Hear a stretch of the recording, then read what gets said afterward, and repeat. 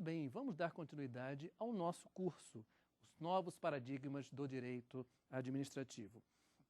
O tema da aula hoje é os servidores públicos, a Constituição e o Supremo Tribunal Federal.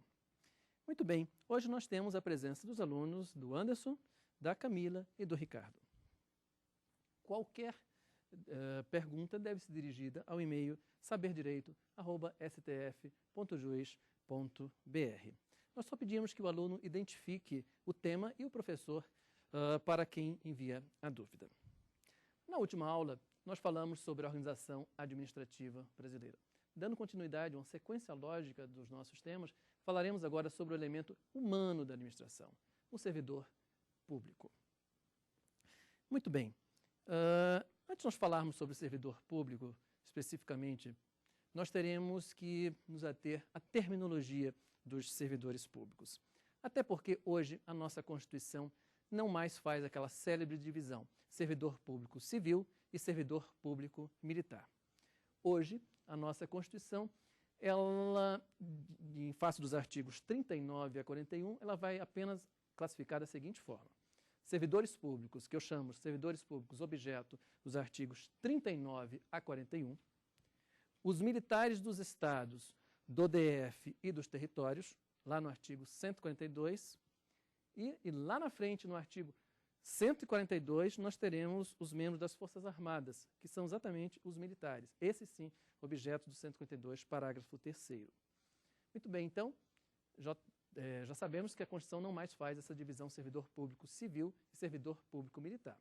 Ela fala servidores públicos apenas, dos militares dos estados, do DF e dos territórios e dos membros das Forças Armadas. Então não há mais falar a célebre classificação servidor público civil e servidor público militar. Isso em face da Constituição. É claro que, doutrinariamente falando, nós ainda temos o uso dessas expressões muito corriqueiras, inclusive pelos tribunais. Agora nós podemos ir para um debate interessante. É correta ainda a expressão funcionário público?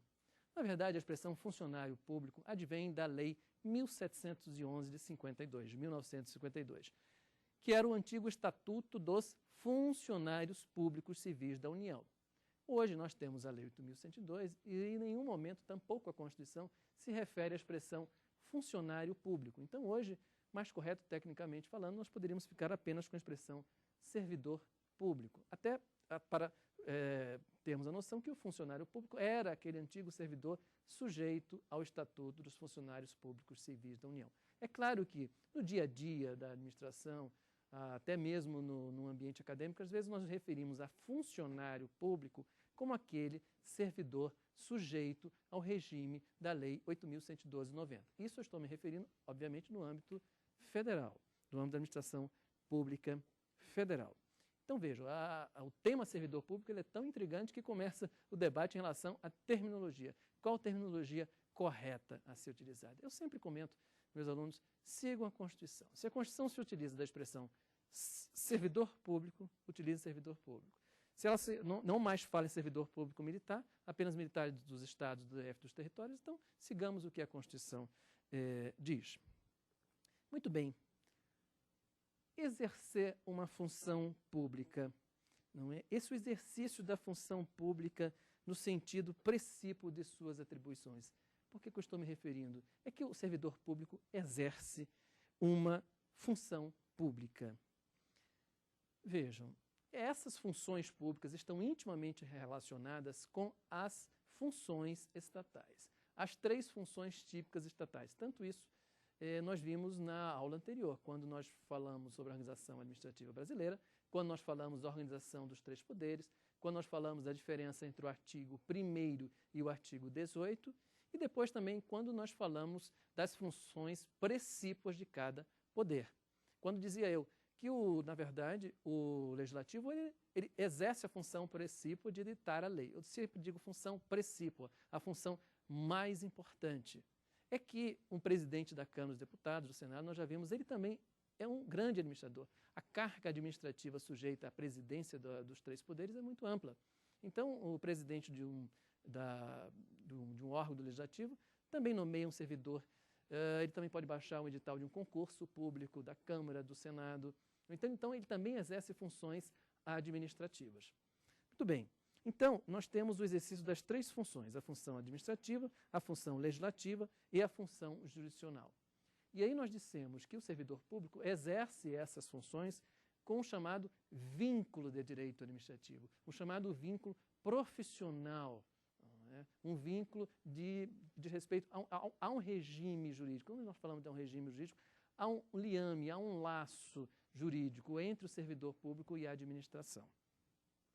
É claro que também nós não podemos esquecer que na administração pública nós temos exercício de funções públicas sem vínculo empregatício. Nós temos o exercício das funções honoríficas. Nós temos o exercício muito comum na época das eleições, a convocação geralmente de estudantes universitários para exercerem as funções de mesário, de presidente das sessões. Nós temos o exercício da função de jurado. Não é? São funções exercidas como são funções honoríficas, que nós dissemos na doutrina que são funções que carregam um munus público. O munus é um encargo. Muitas das vezes não são remuneradas, nem devem ser. Na verdade, é uma coparticipação, é uma colaboração do cidadão para com esse Estado. Muito bem. Tentemos definir agente público. Essa expressão agente público, ela é, digamos, mais moderna, sob o ponto de vista doutrinária. Porque aí eu poderia definir agente público como toda pessoa física. É interessante. Falavam nas aulas anteriores que eu não posso tocar no Estado. O Estado é um ente abstrato, mas tão poderoso, ele nos faz parar numa faixa de trânsito, nos faz pagar um imposto, nos faz, numa blitz, que nós mostremos os documentos, nós mostremos a regularidade dos nossos veículos. Quem é esse agente público que nos chega e nos faz sair de um automóvel, que nos faz pedir os documentos pessoais, os documentos, a carteira de habilitação? Por que ele pode agir desta forma e os meus alunos aqui não podem agir entre si?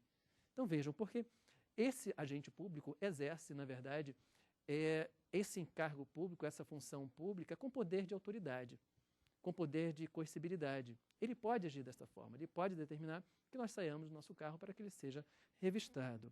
Então, eu posso definir o agente público como toda pessoa física. Então, presume-se que o agente público seja uma pessoa física que presta serviços ao Estado.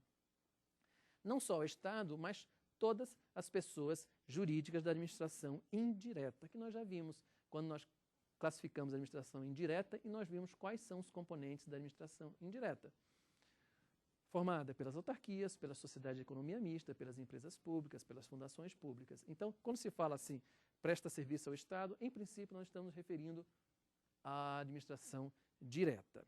Muito bem, nós temos também uma definição legal, como a doutrina coloca, a definição ope legis. Ope legis é uma expressão latina que significa oriunda da lei, proveniente da lei. É a lei que define. Muitas das vezes há uma crítica às definições previstas na lei. É que, para que nós possamos alterar essa definição, nós teríamos que alterar a lei.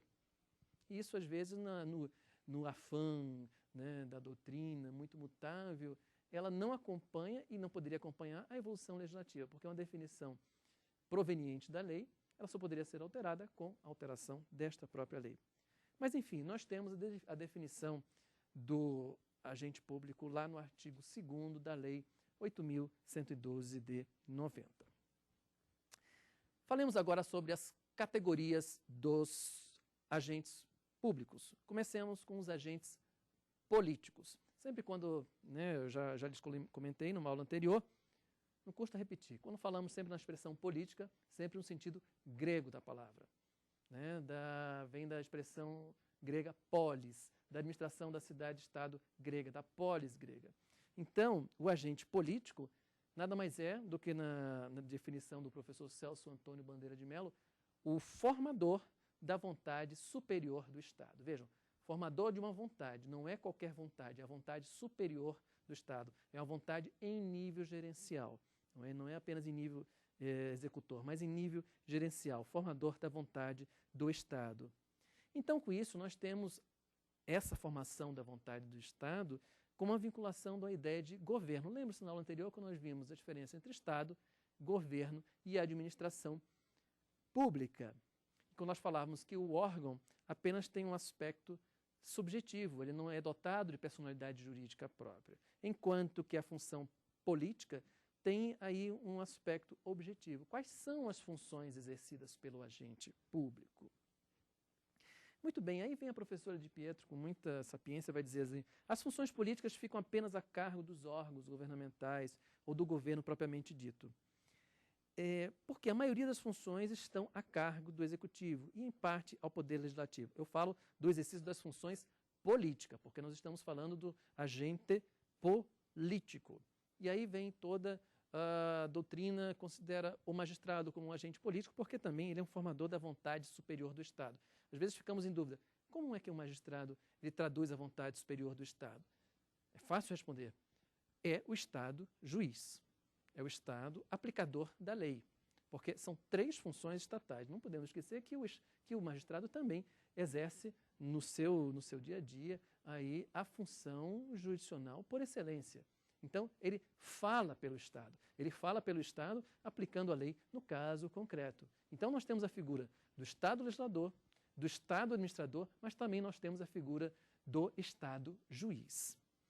Muito bem. Ao lado dos agentes políticos, nós temos os servidores públicos propriamente ditos. Por que propriamente ditos? Porque aí nós teremos uma relação profissional, ou seja, o vínculo será um vínculo de direito administrativo. São servidores públicos técnicos, ou seja, há um vínculo com esse vínculo, há uma relação profissional para com a administração. Eu não estou dizendo que no agente político não tem essa relação profissional. Isso é interessante, porque claro que um juiz, um magistrado tem uma relação profissional para com o Estado juiz, ele também é um servidor público estrito sensu, mas o agente político traduz uma ideia de uma formação da vontade superior do Estado, enquanto que o servidor público propriamente dito, ele é o grande executor desta formação superior do Estado. Muito bem. E aí nós temos uma subdivisão dos servidores públicos propriamente ditos, eu diria, aqueles sujeitos à Lei 8.112, não é? Que eu poderia dizer o antigo regime estatutário. Como eu falei, não gosto muito da expressão estatutário porque nós não temos o estatuto propriamente dito, a palavra estatuto, mas nós temos um regime, não é? E aí não teria tanta importância de falar em um regime estatutário. E nós temos, ao lado dos servidores sujeitos à Lei 8.112, os chamados empregados públicos. Essa expressão empregado já nos traduz a uma ideia de um vínculo, de uma relação trabalhista. Portanto, uma relação regida pela legislação trabalhista. Portanto, uma relação regida pela CLT. E por isso nós dizemos que os seus ocupantes são detentores de empregos públicos. Eles não são sujeitos aí à regência, exemplo, da legislação federal, da Lei 8.112. Claro, inclusive, nós temos umas leis que regem o emprego público na esfera federal, a Lei 9962 de 2000. Muito bem, nós poderíamos debater aqui qual seria o melhor regime para a administração pública, o seletista ou o regime objeto da Lei 8.112. É difícil dizer. Numa relação empregatícia comum, nós sabemos que o empregador pode, a qualquer momento, dispensar o empregado, ainda que de forma não motivada. Isso seria benéfico para a administração. Um servidor público não cumpridor dos seus deveres funcionais, ele deveria ser imediatamente afastado do exercício dessa função pública, ou seja, afetaria a questão da estabilidade, que nós vamos falar daqui a pouco. É uma pergunta difícil de ser respondida. Eu diria que a cada relação existem situações bastante típicas a serem consideradas. Até porque quem visa ao serviço público, a um concurso público, visa uma estabilidade, não apenas no seu cargo, mas uma estabilidade financeira. Essa é a grande verdade. Então, a estabilidade do cargo, a sua consequência é a estabilidade financeira. Então, um servidor público sujeito a 8.112, um servidor público detentor de um cargo público, ele pode vir a ser afastado, ainda que estável, ainda que tenha sido avaliado de forma excelente na administração pública, sim, ele poderá vir a ser afastado. Uma situação bastante rara, mas que a nossa Constituição prevê. Eu me refiro ao artigo 169, parágrafo 4º da Constituição. Eu me refiro à questão da dispensa de servidores, ainda que estáveis, ainda que sem nenhuma mácula no serviço público, ou seja, ainda que detentores aí de uma excelência no seu rendimento, mas eles podem vir a ser afastados por uma questão de contingenciamento de despesas de pessoal.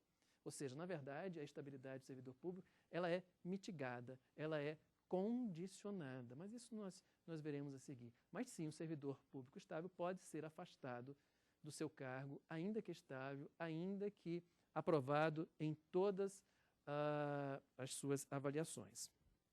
Bom, ao lado dos servidores, sujeito a 8.112, ao lado dos servidores, dos empregados públicos, nós temos os servidores temporários.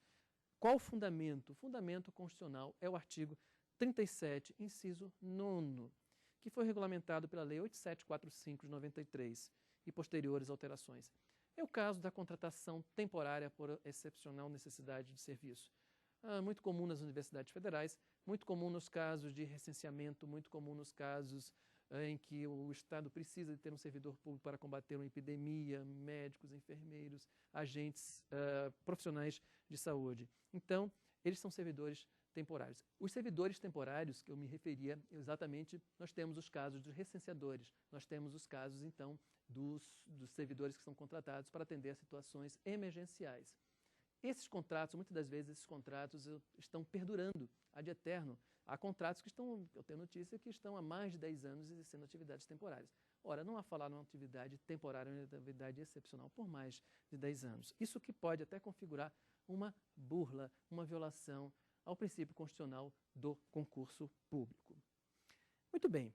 E agora falemos sobre os militares. Vejam, eu não me referi aos servidores militares. Eu me referi aos militares como pessoas físicas que prestam serviços às Forças Armadas. Lá me referi, portanto, aos servidores contidos lá no artigo 142, o caput e parágrafo 3º da Constituição. Ou seja, não são servidores do artigo 42, são servidores do artigo 142 da Constituição, caput e parágrafo 3º. E eles têm um vínculo, digamos, um vínculo estatutário, sujeitos a um regime jurídico próprio, típico, peculiar dos militares. Nós temos também uma discussão em relação à extensão dos direitos sociais e dos servidores públicos em relação aos militares, que é o parágrafo 3º, inciso 8º. Quais os direitos sociais são estendidos aos militares, né? Bom, nós podemos passar aqui até mais digamos, um ponto de grande debate em relação ao artigo 142, parágrafo 2º da Constituição. Ele é peremptório. Ele diz que não cabe habeas corpus para punições disciplinares militares. Muito bem. Então, vamos partir do não cabimento do HC. Só que o Supremo Tribunal Federal já decidiu que seria cabível, sim, o habeas corpus quando nós temos uma afronta à lei, uma questão de ilegalidade. Então, seria cabível o habeas corpus para uma punição disciplinar militar. Vejamos um exemplo. O militar que não tenha... Sabemos que o militarismo está fundado em dois princípios, a hierarquia e a disciplina. Digamos que ele esteja sendo acusado por um desrespeito à hierarquia, talvez a não prestação de continência quando devido, etc, etc, etc. E ele vem a ser punido. Claro que essa punição deve ser sempre precedida da ampla defesa e do contraditório. Está lá no artigo 5º, 55 da Constituição. E essa punição, né, o fato típico, pelas normas regulamentares, pelos regimes disciplinares dos militares, caberia uma suspensão. E esse servidor vem a ser punido com uma prisão.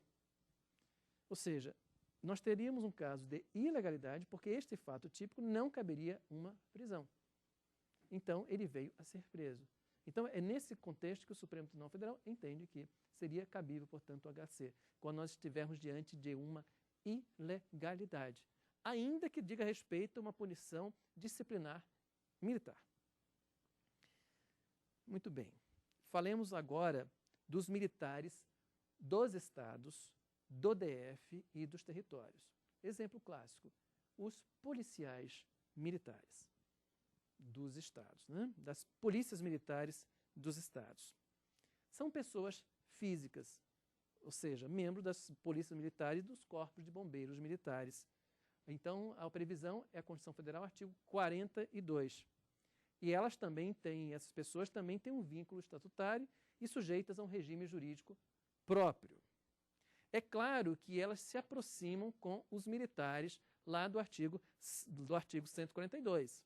Não é? Nós sabemos muitas das vezes a hierarquia, muitas vezes não, a hierarquia e a disciplina também são dois pilares das polícias militares. Eles se aproximam bastante, mas a Constituição quis classificá-los de forma distinta. Tanto assim o faz militares dos Estados do Distrito Federal e dos militares do Estado do Distrito Federal e dos membros das Forças Armadas. A Constituição quis fazer esta distinção. Muito bem, ainda dentro da nossa classificação dos agentes públicos, nós temos os que nós denominamos os particulares em colaboração com o poder público. Então, a primeira subespécie, diria eu, por delegação do poder público, são os concessionários, os permissionários e os exercentes das atividades notariais e de registro. Para falar na atividade notarial e registro, nós temos que ter em mente o artigo 236 da Constituição, artigo 236. Nós vamos para um debate. A aposentadoria compulsória aos 70 anos se aplica a esses exercentes dos serviços notariais e de registro? Eu estou me referindo aos tabeliães, estou me referindo aos notários. A mesma coisa de respeito ao teto remuneratório. Ao teto, ele também se estende aos tabeliães, aos exercentes das atividades notariais e de registro, ou seja, eles também são servidores stricto sensu, também são aqueles servidores que nós vimos há pouco, ao que nós denominamos de servidores públicos propriamente dito? Não, não. Inclusive o Supremo Tribunal Federal já decidiu. Vejam, o fato, que aí o artigo 236 exige o concurso público para o exercício destas atividades. Isto não quer dizer que, porque há o concurso público, a exigência do concurso público, eles são servidores públicos stricto sensu. Não. O Supremo Tribunal Federal já decidiu que eles não são servidores stricto sensu, portanto, a eles não se aplica nem a aposentadoria compulsória aos 70 anos e também o teto remuneratório, ou seja, eles não se sujeitam ao teto remuneratório. A sua remuneração é distinta, faz parte de um outro sistema remuneratório, até porque eles percebem por ato cartorário praticado. Ou seja, não se lhes aplica, portanto, o artigo 37, aqui 11 da Constituição Federal, que diz respeito ao teto, e tampouco a aposentadoria compulsória aos 70 anos. Aliás, falar sobre aposentadoria compulsória é um debate muito interessante. Será que o servidor público que completa 70 anos deve ser afastado compulsoriamente? Inclusive diz que no dia do aniversário a administração não deverá sequer permitir o exercício do servidor que completa 70 anos. E é interessante o seguinte, esse limite dos 70 anos se aplica aos agentes políticos, os parlamentares? Não.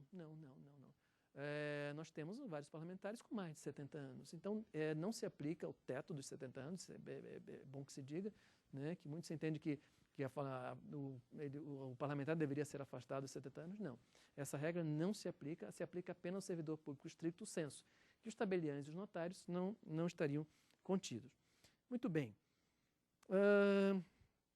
Nós temos também, ao lado dos exercentes de serviços notariais, aqueles servidores que exercem as suas atividades mediante uma requisição, uma nomeação ou uma designação. Eles exercem as chamadas funções públicas relevantes, não é? A nomeação para o exercício de uma atividade honorífica, como já lhes disse, um mesário, um jurado, não é? São atividades que a administração pública delas não pode prescindir, mas que são exercidas aí, são funções públicas relevantíssimas.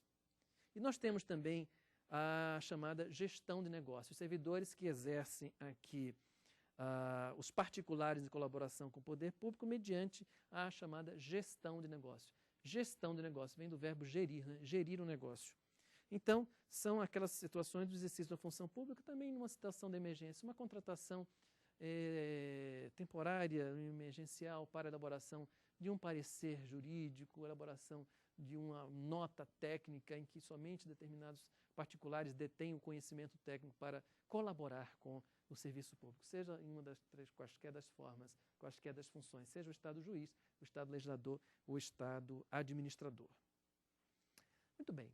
Passemos agora por um assunto bastante interessante que diz respeito aos servidores públicos, esse elemento humano da administração, a acessibilidade, ou seja, acessibilidade, vamos nos ater às normas constitucionais em relação ao acesso, ou seja, acesso no sentido de como um servidor público alcança o serviço público, né? Como este candidato ao serviço público alcança aí o serviço público. Muito bem. Sobre o ponto de vista federal, vou me ater aqui à legislação federal, que é a mais conhecida, não é, que ela é por demais estudada no âmbito da administração federal. Eu me refiro ao regime jurídico. Então, na verdade, nós temos uma coexistência de dois regimes. O regime objeto da Lei 8.112 com o contratual. Não é? Nós temos também o regime contratual, tanto mediante aí a incidência da CLT, quanto a um outro dispositivo aí que determina isso, simples uma relação de natureza contratual entre o nomeado e a administração pública. É interessante que esse dispositivo, o artigo 39, ele está ainda com eficácia suspensa por força da decisão do Supremo Tribunal Federal na DIN 2135. E com isso viria a pergunta, então nós teríamos uma repristinação da norma anterior, porque a norma anterior falava que a administração pública federal direta estadual instituirá um regime jurídico único. Como ela estaria com eficácia suspensa, nós teríamos então uma volta do regime anterior. Não, essa é uma questão bastante polêmica, não é? Até porque não há uma decisão ainda terminativa, não há uma decisão de mérito, uma decisão final. E aí nós teríamos também a questão do efeito ex nunc. Essa decisão foi dali para frente. Ela não retroagiu, até porque se trata de uma cautelar numa ação direta de inconstitucionalidade. O mérito ainda não teria sido julgado. Mas falemos mais desta acessibilidade ao serviço público. Comecemos com a expressão clássica, que o servidor, os brasileiros e os estrangeiros aqui são aqueles que podem ascender aqui, entrar aqui na administração pública. E aí nós temos a referência ao artigo 5º caput, artigo 37, o artigo 207 da Constituição. O artigo 207 é interessante, até porque nós estamos referindo aos professores estrangeiros. O Brasil não poderia deixar de considerar o grande potencial de professores estrangeiros.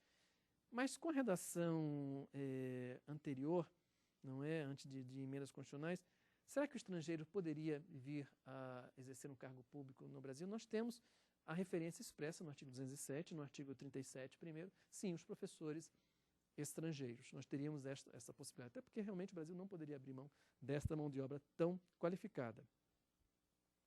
Muito bem, neste raciocínio falemos das condições de ingresso no serviço público. A Constituição fala lá no artigo 37, inciso 1º, os chamados requisitos estabelecidos em lei. Qual seria a interpretação do Supremo Tribunal Federal deste dispositivo, a chamada hermenêutica constitucional desse dispositivo? A lei, sim, ela poderia exigir a lei e, portanto, o edital do concurso, como consequente, poderia exigir uma capacidade física, moral, técnica, profissional. Não é? Claro que tudo isso tendo em vista as atribuições do cargo, tendo em vista as considerações específicas de cada cargo. Essa já foi decidida aqui no Supremo Tribunal Federal, no RMS 21046, no sentido que a lei pode exigir, claro, sempre tendo em vista a natureza das atribuições do cargo. Então, se pode exigir para um policial uma capacidade física mais pungente, mais elevada. Será que essa mesma, as provas de esforço físico, de corrida, nós teríamos essas mesmas exigências para um servidor público apenas, hoje nós não temos mais na administração pública, especificamente considerado mais um digitador, ou aquele que, não, nós não teríamos, quais são as atribuições de um cargo ou de outro? Nós teríamos que ter sempre em mente as atribuições do cargo, que poderiam levar a uma exigência maior. E isso é lícito, isso seria constitucional. É claro, não poderia, a contrário senso, não poderíamos ter uma exigência chamada exigência descabida, uma exigência não razoável. Não é razoável se exigir aí uma compleição física excelente para um servidor que não vai se utilizar, digamos, desse esforço físico descomunal para exercer o cargo público.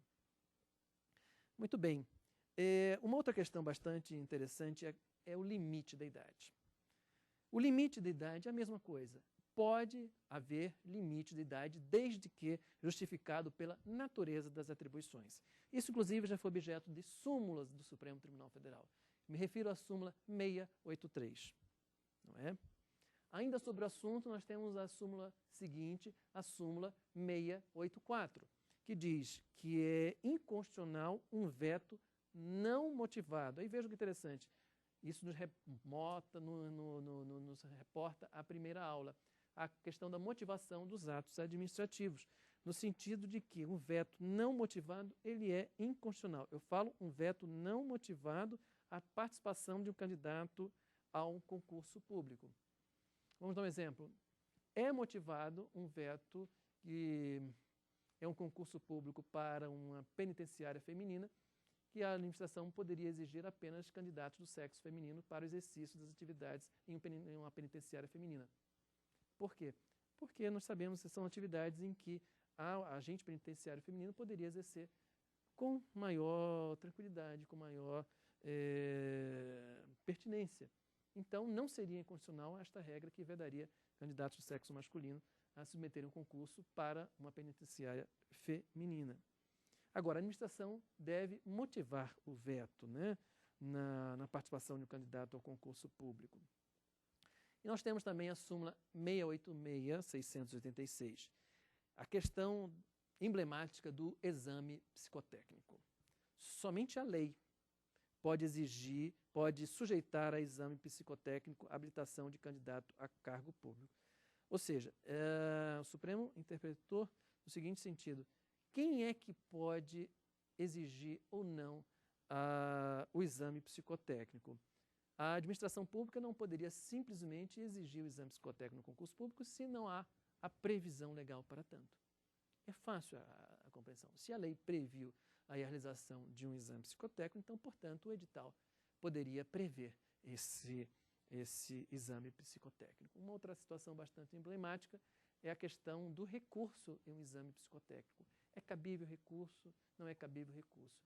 Qual o entendimento, inclusive aqui do Supremo, inclusive de um regime, de um Estado democrático de direito, no sentido que é ser democrático também a possibilidade de um recurso em um concurso público. Então, o entendimento hoje é que em todas as fases, em todos os concursos públicos, deve haver sempre a possibilidade de recurso. É claro que um recurso em um exame psicotécnico que tem um caráter subjetivo muito amplo, deve ser visto com bastante ressalva, até porque você não tem critérios tão objetivos de aferição. É por isso que, ainda que o exame psicotécnico deve ter critérios objetivos, até para possibilitar um recurso. Muito bem, falemos agora, talvez, da instituição mais republicana. Por que se diz republicana? Porque nos possibilita o acesso a todo e qualquer candidato ao serviço público. Eu estou me referindo, obviamente, ao concurso público. Por isso que se diz, é forma de se conceber a república, o instrumento concurso público, em que todo e qualquer candidato, se detém os requisitos estabelecidos em lei, as condições estabelecidas, pode alcançar aquele cargo público.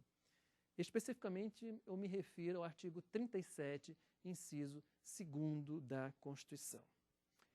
A regra geral é sempre o concurso público para provimento de cargos efetivos, ou seja, não estou me referindo ao servidor público estricto sensu. A regra geral é sempre o concurso público. Então, devemos sempre partir da regra geral e não da exceção. Claro que eu vou me referir à exceção, que é a contratação, aliás, já me referi, né? A contratação por tempo determinado, previsto lá no artigo 37, inciso 9º da Constituição, que foi regulamentado pela Lei 8745. Eu me refiro também à exceção aos chamados cargos em comissão. O próprio artigo 37, inciso 2º, prevê ao exercício de cargo e comissão por aqueles não concursados. E a nossa Constituição, nós também teremos os outros cargos indicados pelo presidente da República. Eu me refiro às vagas compostas oriundas da advocacia. Então, são outros cargos indicados pelo presidente, os ministros do STJ, os ministros aqui do STF. Não necessariamente, não há a prévia necessidade do concurso público. Isso a própria Constituição deixa bem claro quais são estes cargos. Muito bem. Nós temos aí no âmbito do CNJ, do Conselho Nacional de Justiça, é interessante a natureza jurídica do CNJ, porque com a emenda constitucional número 45 de 2004, nós tivemos uma certa quebra de um paradigma em relação aos órgãos jurisdicionais. Eu tenho certeza que meus alunos aqui, quando nós nos referimos a quais são os órgãos do Poder Judiciário, a primeira lembrança de cabeça são os tribunais, os juízos militares, eleitorais, trabalhistas, etc, etc, etc. Ou seja, todos eles são órgãos que prestam a jurisdição, exercem a função jurisdicional. Com a emenda constitucional número 45, nós tivemos a introdução, lá no artigo 93, dos órgãos do Poder Judiciário, o Conselho Nacional de Justiça. Então, o Conselho Nacional de Justiça é o único órgão que possui uma índole eminentemente administrativa, fiscalizadora, eu diria que é o grande ombudsman do Poder Judiciário, vamos colocar assim, e ele não exerce a função jurisdicional, porque quem exerce a função jurisdicional é Poder Judiciário, são os órgãos do Poder Judiciário propriamente dito. Eu quero dizer o seguinte, nós temos hoje como órgão do Poder Judiciário o Conselho Nacional de Justiça, só que todos os outros exercem a função jurisdicional propriamente dita. O Conselho Nacional de Justiça não, ele exerce uma função fiscalizadora, uma função relevantíssima, como no Estado democrático de direito. O Estado fiscalizando o próprio Estado e com a participação da sociedade. Vejam que a participação do CNJ, também como do Conselho Nacional do Ministério Público, é uma participação plural, é uma participação aí que nós temos aí os representantes da sociedade, os representantes das matérias ali tratadas. Então, nós temos uma representação paritária de magistrados, de membros do Ministério Público, da sociedade, de professores. Então, é interessante, é o Estado fiscalizando o próprio Estado. Esses são mecanismos democráticos do nosso Estado democrático de direito. Por isso, essa expressão Estado democrático de direito. Mas eu me refiro ao CNJ porque nós tivemos aqui a súmula vinculante número 13, a questão do nepotismo, né? E nós tivemos para o Poder Judiciário a regulamentação pelo próprio CNJ. Então, veja, como nós vamos aplicar a súmula vinculante número 13 ao Poder Judiciário. Então, o CNJ atuando na sua plenitude, no seu mistério constitucional, não é que ou seja, mistério constitucional até porque a Constituição atribuiu essa competência ao CNJ. Muito bem. Possibilidade de recurso. Falava eu que a possibilidade de recurso em um concurso público é um exemplo de uma nova conformação de um Estado democrático de direito. É claro que eu sempre digo, né, o edital é a lei do concurso. É a lei do concurso no caso em concreto. É claro que esse edital, ele deve sim ser minudente. Como se dará a apresentação do recurso? Qual o prazo para a apresentação do recurso? Então, o que se deve dizer é que devem ser prazos razoáveis da apresentação dos recursos, prazos para que não se possa restringir esta própria possibilidade de recurso. Acho que deve haver, isso é típico de um Estado democrático de direito. E a questão da apreciação judicial no que concerne aos temas tratados em um concurso público. O Poder Judiciário pode anular uma questão de um concurso público. Este é um tema bastante polêmico, bastante intrigante. O que nós sabemos, e essa jurisprudência ainda está nesse sentido, ela diz que a apreciação judicial deve estar limitada aos aspectos da legalidade e aos critérios de julgamento. Muito bem, então imaginemos um concurso público cujas disciplinas sejam direito administrativo, direito constitucional, direito processual civil e direito penal. E aí, num belo domingo, você vai se submeter ao concurso público e lá o caderno de questão, a primeira parte lá, está lá, direito previdenciário. Em nenhum momento o edital previu o direito previdenciário. Então, veja, nós temos um típico caso de ilegalidade. É um típico caso em que o Poder Judiciário poderia atuar e poderia simplesmente anular o concurso público. É caso de anulação, não seria caso de revogação, como nós vimos na aula anterior, até porque se trata de uma questão de ilegalidade. Violou a lei, baldou a lei. Então, nós teríamos o Poder Judiciário poderia anular, sim, um concurso público. Em relação aos critérios de julgamento, quais são os critérios de julgamento que devem ser expostos? A administração deve se ater a esses critérios de julgamento. Se ela não respeita os próprios critérios de julgamento que ela disse que iria respeitar quando baixou o edital do concurso público, isso também é caso de ilegalidade. Agora, há uma simples anulação pura e simples de uma alternativa, o Poder Judiciário vai dizer a alternativa é A e não a B, veja, a não ser que nós estejamos diante de uma questão de ilegalidade. Até porque esse é um juízo de valor que, em princípio, só caberia à administração. Não é a questão, a realização do concurso público. Qual o momento de se realizar o concurso público? Bom, e qual a alternativa correta da questão? Isso caberia à comissão organizadora, caberia à comissão organizadora do concurso, né? Muito bem, a inscrição no concurso público gera ou não gera direito à realização do concurso público?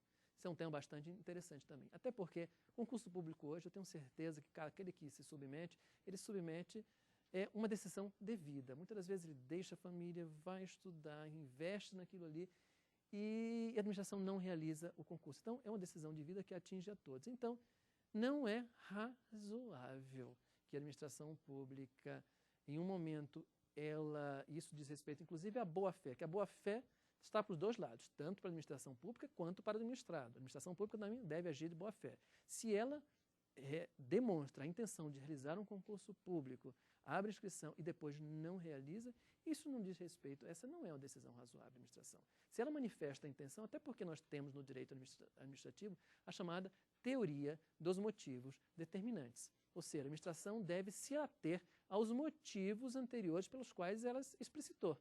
É um exemplo. Se a administração diz que está em uma situação de contenção de despesas, então ela exonera um grande número de servidores existentes de cargo em comissão, no dia seguinte ela não poderia nomear 100, 200 novos servidores existentes de cargo em comissão. Então ela não pode ser contraditória, esta é a palavra-chave. Então isso diz respeito à teoria dos motivos determinantes. Ela deve se ater aos motivos que ela mesma expôs anteriormente.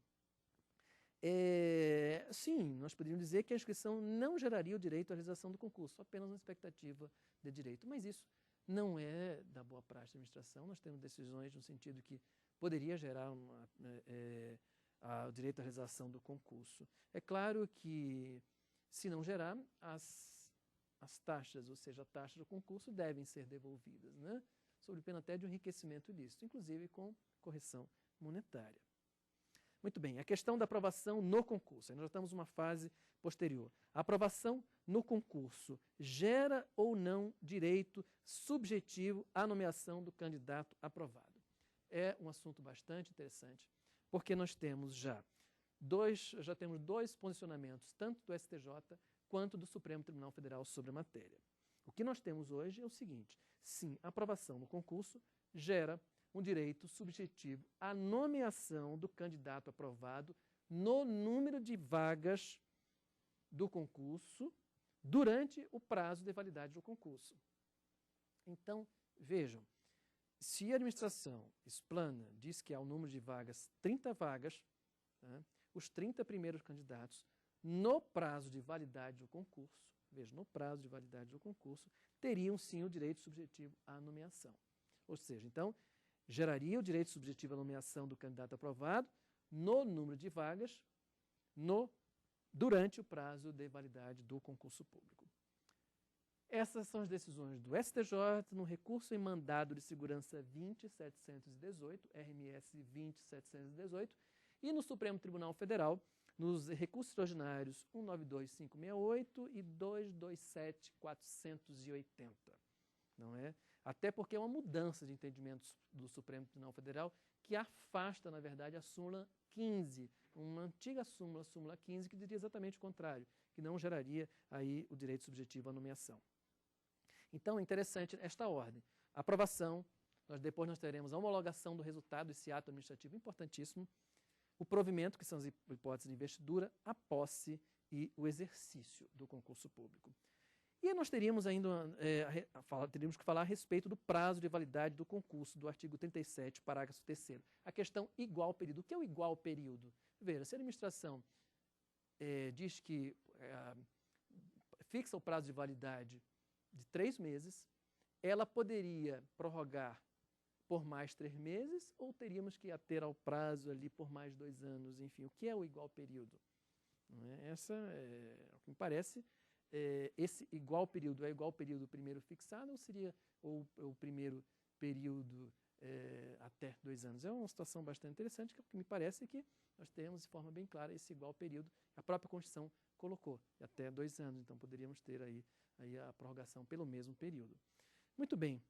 A questão aqui da jurisprudência do Supremo, em relação à jurisprudência do STJ, nas vagas reservadas ao deficiente, questões bastante pontuais, a questão da visão monocular, no sentido que o candidato tem direito a concorrer no concurso público como se deficiente, ou seja, nas vagas portadoras para deficiente, eu me refiro aos portadores da visão monocular. Isso gerou até uma súmula no STJ, a súmula 377. Outra questão importante, a súmula 266 do STJ. O diploma ou habilitação legal para o exercício do cargo deve ser exigido em qual momento? No momento da posse e não da simples inscrição do concurso público.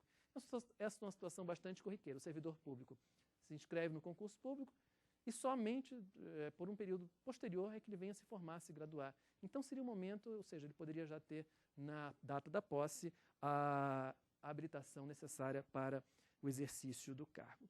Muito bem, nós podemos passar agora às perguntas dos alunos.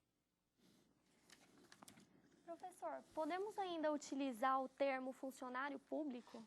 Era o que eu diria, minha cara Camila Maiara. Veja, em princípio, funcionário público é um termo que se referia ao Estatuto dos Funcionários Públicos Civis da União. Então, eu vou dar uma sugestão. Vamos utilizar a expressão servidor público, que está contida na Constituição. Não é? Então, seria uma expressão tecnicamente mais correta. Agora, doutrinariamente, às vezes, quando nos referimos a funcionário público, nós estamos, na verdade, nos referindo ao servidor público sujeito à legislação própria. O servidor público federal, no caso, sujeito à Lei 8.112 de 90. O senhor estava falando do ingresso no serviço público. Eu queria saber qual o momento da efetiva comprovação, então, dos requisitos. E que bom que você pôde fazer essa pergunta para eu poder complementar aqui ao meu desenvolvimento. Sim, o momento ideal para a aferição desses requisitos seria o momento da posse, não é? E não no momento da simples inscrição no concurso público. É claro que um concurso público para médico não é nada mais razoável do que se exigir aí a comprovação do curso superior de medicina.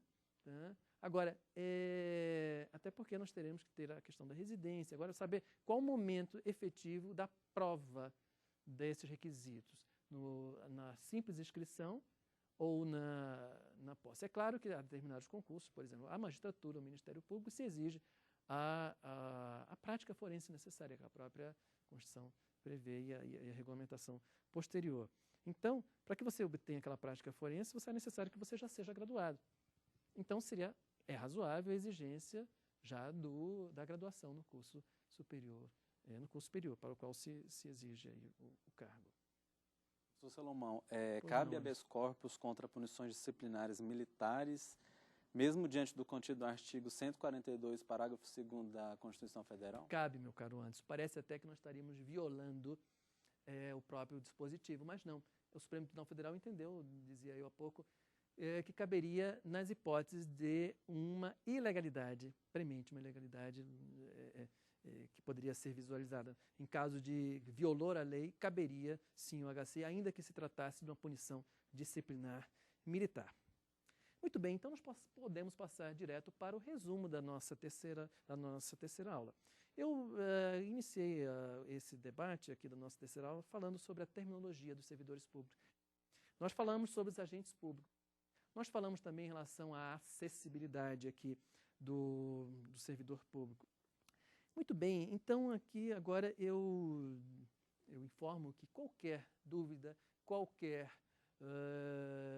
pergunta deve ser dirigida ao e-mail saberdireito@stf.jus.br. E quem quiser rever as aulas, é só acessar o site aqui da TV Justiça, www.tvjustiça.jus.br. Também convido a todos a assistir aos outros programas da família Saber Direito. Hoje é uma família, né? No site da TV Justiça, o mesmo site, www.tvjustiça.jus.br. E neste momento também eu já lhes convido para a nossa próxima aula, que dirá respeito à responsabilidade extracontratual do Estado. Muito obrigado.